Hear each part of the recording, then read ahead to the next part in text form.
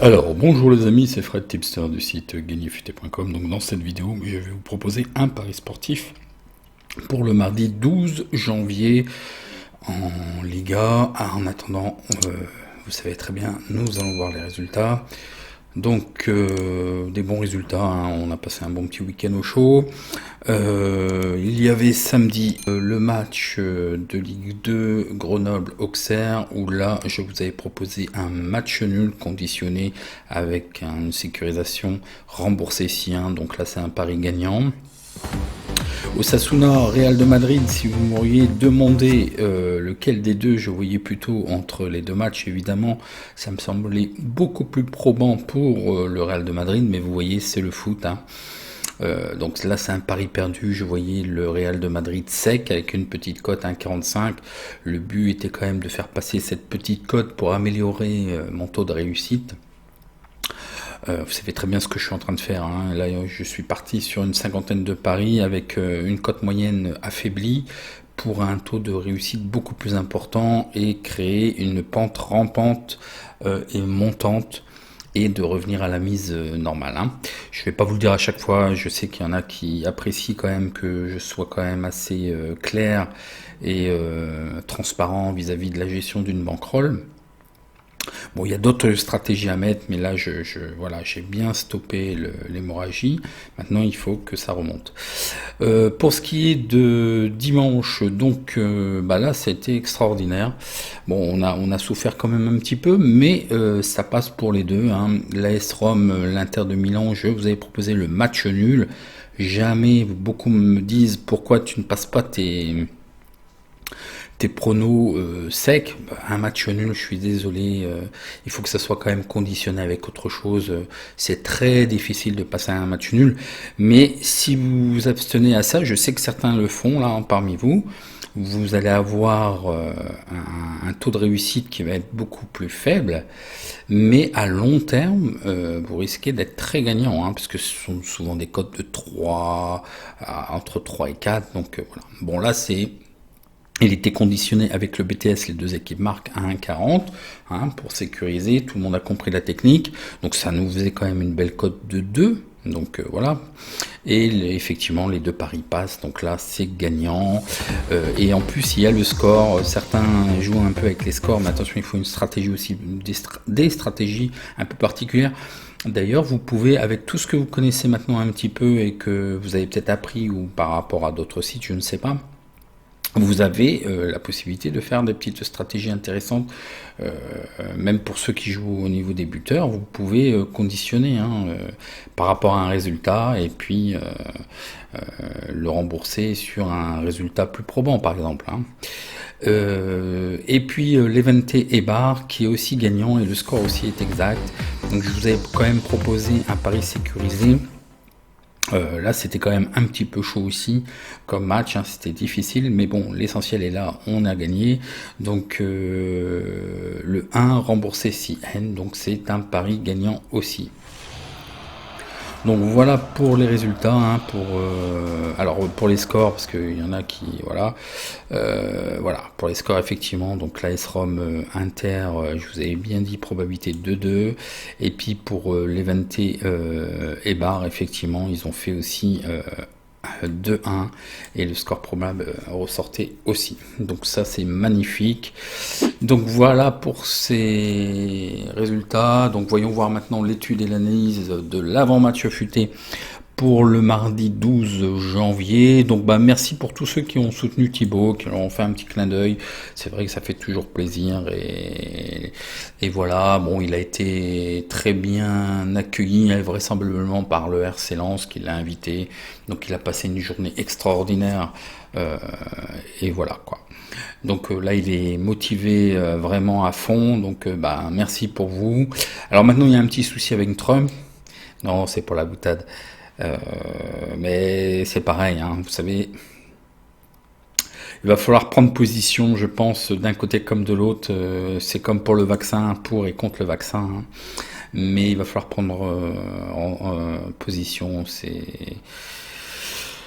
Moi, je me prépare un petit peu, hein, déjà, je vous dis, hein, il n'y a pas de souci. Moi, je peux basculer sur un serveur vidéo et je continue. Donc, y a pas de souci. Et voilà, bon là, c'est un petit peu anormal tout ce qui se passe actuellement. Vous vous êtes pas encore rendu compte, mais on va avoir un mois très difficile et ça va durer pendant un an. Vous allez apprendre des choses terribles, donc il va falloir vous éveiller pour ceux qui sont pas éveillés, hein. Ceux qui boivent la soupe des médias actuellement, hein, tous les médias mainstream. J'espère pour vous que vous informez. Moi, il y a longtemps que j'ai éteint la télé, hein. Il y a très très longtemps que j'ai éteint la télé. Donc il va falloir un petit peu vous accompagner et vous ouvrir les yeux, parce qu'il y a des choses qui vont vous choquer, qui vont vraisemblablement être diffusées dans pas longtemps. Ça a commencé, hein, vous avez eu des blackouts un petit peu partout. Il y en a qui sont connus, Pakistan, euh, au Vatican. Donc c'est pas pour rien, il se passe des choses en douceur et bon, je pense qu'on est reparti pour être encore avec ce masque un petit peu, cette mascarade encore un petit peu longtemps. Et je pense qu'il y aura encore du confinement, donc voilà quoi. Donc je pense que tout le monde en a ras-le-bol de cette situation. Donc c'est pas une chaîne de politique, hein. On est là pour parler foot et on est là pour parler prono. Donc allez, on y va, mais soyez critiques, hein, que ce soit dans n'importe quel domaine, que ce soit même dans les pronos que je vous propose évidemment. Mais soyez critiques, ne soyez pas passifs, soyez actifs, hein. Informez-vous, c'est de plus en plus difficile puisque les plateformes supprime beaucoup de personnes ne disant pas la bonne parole du moment. Donc voilà, mais bon, tout va changer, vous allez voir. Faire confiance, il y a des gens qui sont spécialisés dans les différents domaines, hein, que je vous ai déjà évoqués. Donc voilà. Bon, allez, voyons voir pour ce fameux pronostic qui est Grenade au Osasuna. Donc là aussi pour les puristes, un coup je vais dire Grenada, un coup je vais dire Grenade. Alors pour ce pronostic, l'alerte algo nous détecte le 1. Donc voyons voir les statistiques. Donc Grenade est 7ème aux portes des places européennes à 24 points. Ils ont 1716 points et le rating. Et Osasuna est relégable à la 19e point avec 15 points. Voyons voir le face-à-face. Donc vous allez me dire, oh là, qu'est-ce que je vous trouve? Effectivement, Grenade nous a habitués, comme à peu près, ça fait déjà 2 ou 3 ans où Grenade commence très fort son début de saison et petit à petit, il s'enfonce son classement. Attention, il reste sur 2 défaites. Bon, excusez du peu, la dernière était contre le Barça. Par contre, Osasuna essaie de se battre quand même, parce qu'il reste sur 4 matchs nuls. Donc, Grenade gagne à 41%, ils font match nul à 17% et perdent à 41%. Ils font des over plus 2,5 buts à 41%, des under à 58%. Ils marquent en premier à 52% et ils encaissent en premier à 47%. Il y a quand même un rapport positif de plus 25%. Sur cette équipe, bah oui, ils ont gagné avec des cotes quand même assez énormes. Et les books commencent à ne plus les attendre, en fait, 2,30, 2,66, 2,39. Donc ça reste quand même intéressant. Pour ce qui est d'Osasuna, ils gagnent à 17%, ils font match nul à 35%, ils perdent à 47%. Ils font des over plus 2,5 buts à 35%, ils font des under à 64%, ils marquent en premier à 41%, ils encaissent en premier à 52%, un rapport négatif de moins 46% sur cette équipe. Voyons voir le face-à-face domicile extérieur. Donc c'est quand même mieux à domicile pour Grenade. Bon, en dernier lieu, ils ont été battus par le Barça, donc excusez du peu. Sinon, quand même, une certaine régularité. Donc, pour ce qui est d'Osasuna, ils n'ont plus gagné à domicile depuis le début de saison, en fait. 7 matchs où ils n'ont plus gagné. Ils restent sur 2 matchs nuls, dont quand même un bon résultat, match nul contre Real Sociedad. Donc, attention. Au niveau de l'historique des confrontations, Osasuna ne l'a jamais emporté à Grenade. Donc lors des 7 dernières rencontres, Osasuna ne l'a jamais emporté. Donc les informations qui vont bien, l'alerte algo je vous ai donné, il détecte le 1. Côté effectif, un retour Covid, Luis Milla, 2 joueurs incertains, pardon, un milieu de terrain et un défenseur. Sinon, il y aura quand même un autre défenseur qui sera absent suite à son dernier carton rouge. C'est contre le Barça. Donc une feuille de match probable en 4-3-3, donc ça reste conforme. Pour ce qui est d'Osasuna, un joueur incertain, et puis il y a encore 4 joueurs blessés. Donc ça reste quand même acceptable et jouable pour eux. Hein. On va quand même avoir une équipe de Sasuna qui va représenter quand même quelque chose, certainement en dispositif tactique 4-2-3-1. Donc bon, ça va rester quand même une équipe conforme. Voyons voir les statistiques particulières que je vous ai trouvées. Donc Grenade est invaincu dans 11 des 13 derniers matchs à domicile de toute compétition. Grenade a été battu par 2 buts et plus 3 des 4 derniers matchs.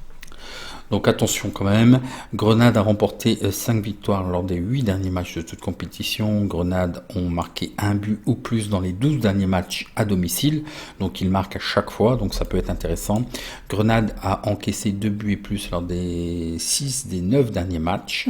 Côté Osasuna, n'a gagné que 2 des 12 derniers matchs de toute compétition. Osasuna a concédé au moins un but et plus dans les 10 derniers matchs, donc ça corrobore avec la stat où Grenade marque au moins un but.